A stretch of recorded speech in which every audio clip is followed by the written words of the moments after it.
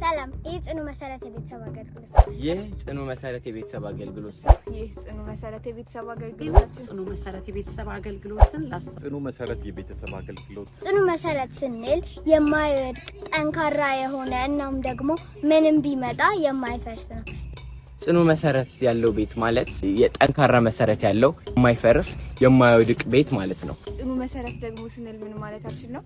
ጌታ ኢየሱስ በማቴዎስ ምዕራፍ 7 ቁጥር 24 ጀምሮ ሲናገር ስለ ብልህ ሰው ቤት አሰራርና ስለ ሞኝ ሰው ቤት አሰራር ይናገራልና ብልህ የሆነ ሰው ቤቱን የሚሰራው በምን ላይ ነው ስንል ጠንካራ በሆነ አለት ላይ ነው፣ ወደ ውስጥ ገብቶ የሚቆፍር ነው። ስለዚህ የተለያዩ ነገሮች መጽናት የሚያስፈልጋቸው ነገሮች ሲመጡ ንፋስ በሚመጣበት ጊዜ ጎርፍ በሚመጣበት ጊዜ ዝናብ በሚመጣበት ጊዜ አይወድቅም፣ በሚገፋው ጊዜ ጸንቶ ይቆማል። ለምን? የጸና የሆነ መሰረት ስላለው ማለት ነው። የእግዚአብሔር ቃል በመዝሙር 127 አንድ ላይ እንደሚናገር እግዚአብሔር ቤትን ካልሰራ ሰራተኞች በከንቱ ይደክማሉ።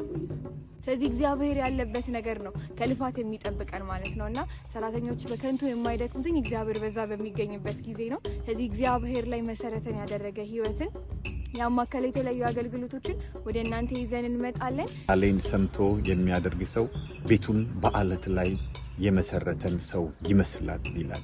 መስረታ በጣም ትልቅ ቫልዩ እንዳለው ጽኑ መሰረት እንደሚያስፈልግ ቤቶቻችን ላይ ኢንቨስት ባደረግንባቸው መጠን የቤታችን ጽኑ መሰረት በዛው አቋም እንደሚገለጽ ይታወቃል። አንዱ ሰነፉ ሰው ደግሞ ቤቱን በአሸዋ ላይ ቢሰራ እናም ዝናብ ቢመጣ ምንም ቢመጣ ጎርፍ ቢመጣ ቤቱ ይወድቃል።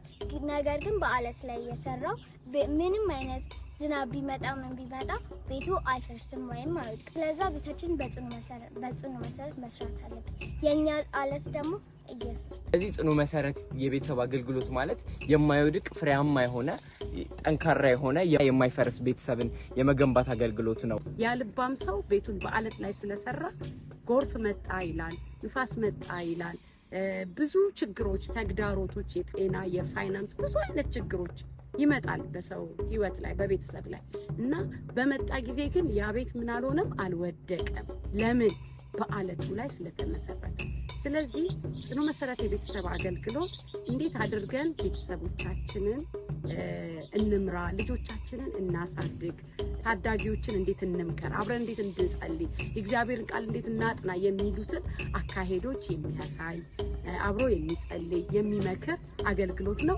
ብዙ ጸጋ እንደምትካፈሉ እምነታችን ነው። እግዚአብሔርን ጸጋ ደግሞ እንድትካፈሉ እንላለን። ቤተሰብ እንዴት ይመሰረታል? ቤተሰብ እንዴት በእግዚአብሔር ቃል ይታነጻል? በእግዚአብሔር የጽድቅ ህይወት ላይ በመኖር የሚያስችሉ እሴቶችን ወደ እናንተ ፎርዋርድ እናደርጋለን። እግዚአብሔር ደግሞ በሚሰጠን ጸጋ በጎ የሆነውን ሁሉ ወደ እናንተ ተደራሽ ለማድረግ እንሞክራለን። ጌታ ዘመናችሁን ይባርክ። ተባረኩ።